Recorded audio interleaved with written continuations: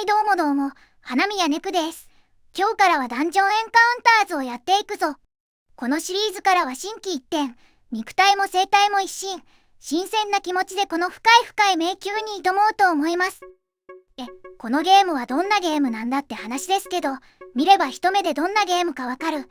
早速スタートです。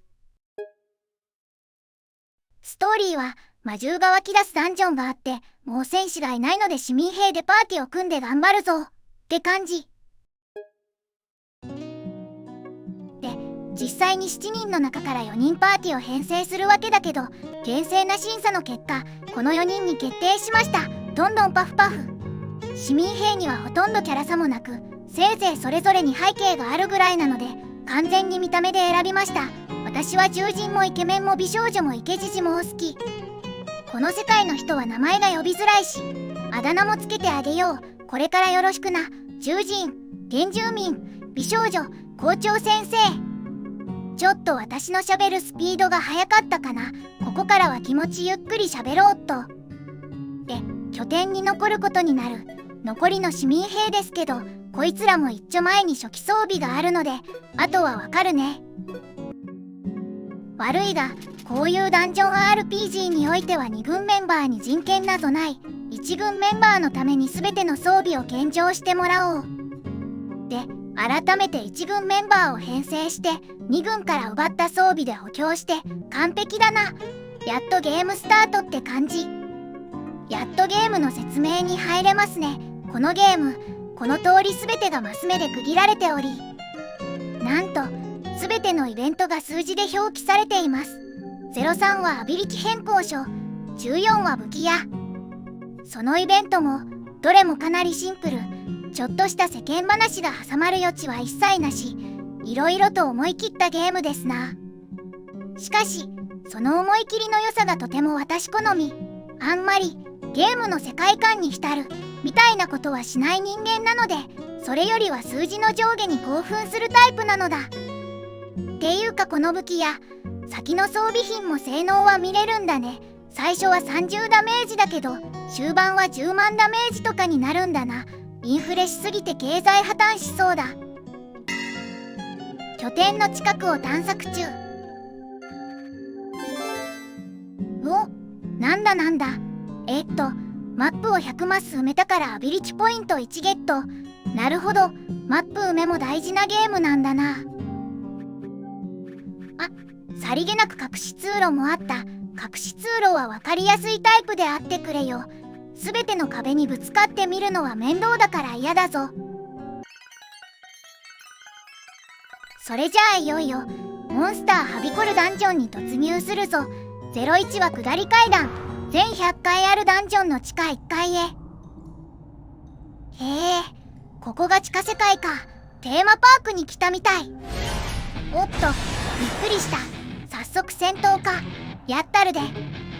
チュートリアルは私は先行プレイ動画で予習済みだから後で視聴者に教えるとして、状態異常だけ気になるな。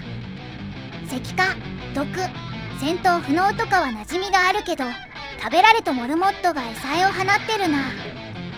さて、戦闘開始。まずは美少女のターン。あらかじめ装備していた2つの武器から1つを選んで攻撃できます。ブロードソードを選んでゴーストを殴ると、ゴーストの物理防御が10から0になりました。さらに殴ると、ゴーストの HP が3から0になりました。そして敵のターン、獣人がイノシシにボコボコ殴られて、獣人の物理防御がちょっと減りました。そんな具合にこのゲームの防御力は他のゲームとちょっと違うんですよ。物理防御と魔法防御とはいうものの、物理バリアと魔法バリアと認識した方がいいですね。で、バリアが0になった属性で敵を攻撃すると HP を削れます。このイノシシはちょっと魔法に弱いので、魔法でどんどん殴りましょう。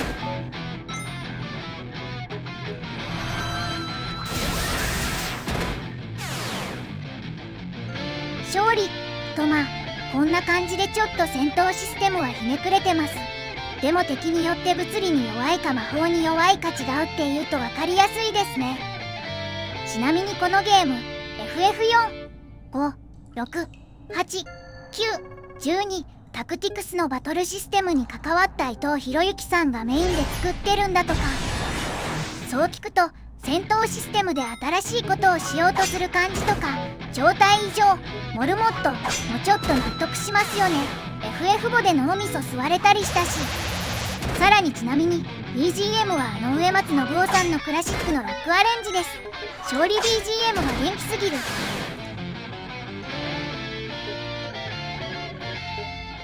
お、今アーミングソードってやつをドロップしたな。どれどれ。あったあった。今までのブロードソードが固定30ダメージで、アーミングソードは固定60ダメージ。いいじゃんいいじゃん。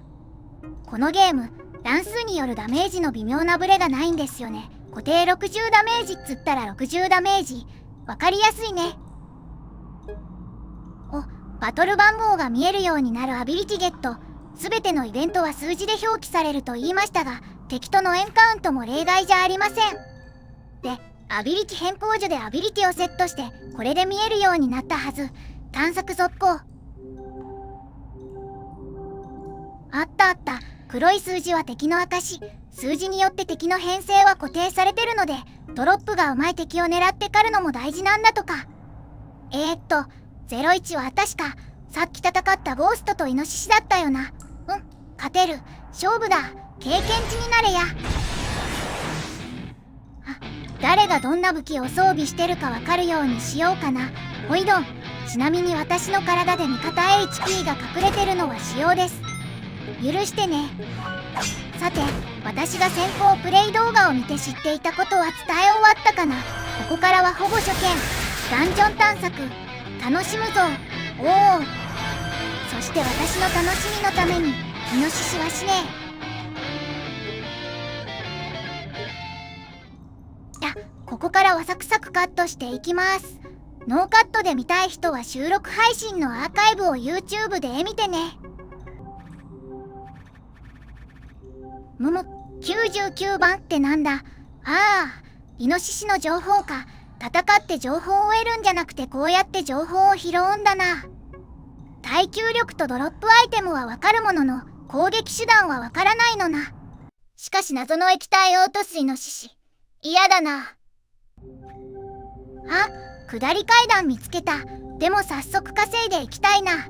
あのクソザコゴーストくんが落とすアーミングソードかもうちょっと欲しい。ちょうどクソザコゴーストくんの情報を見つけた。いいよいいよ。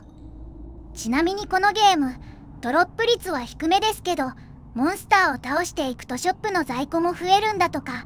ドロップしなくても最悪ショップで買えばいいってのは気が楽だね。それじゃあ今からゴースト狩りを行う。ゴーストバスターズ。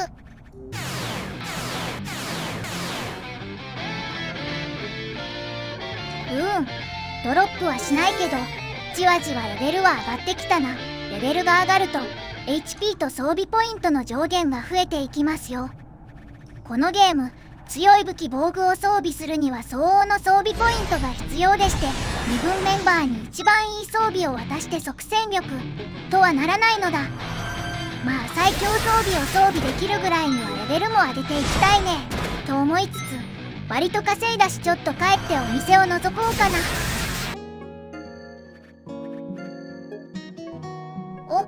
アーミングソードの在庫が15個になってる。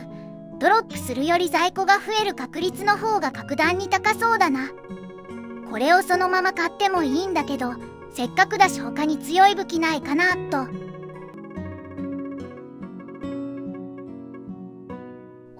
これは全体攻撃魔法か。全体55ダメージ。これは強い。今のところ全体物理攻撃できる武器は売ってないんだよな。魔法デッキ組んでみるか。おっちゃんこれくれ。この全体魔法の威力お前らで試させてもらうぜ。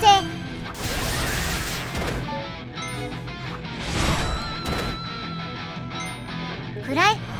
マリアオール1。めちゃくちゃ強い。そしてこのゲームの魔法はノーコスト MP っていう概念はないので、どれだけ使っても安心だ。そんな感じで今回の動画は終わりにしておこうかな。次回からは本格的にダンジョン探索します。お楽しみに。ちなみにかなり先の方まで収録しちゃってるからアドバイスは反映できないかも。現在は25回でございます。偵察機が怖い。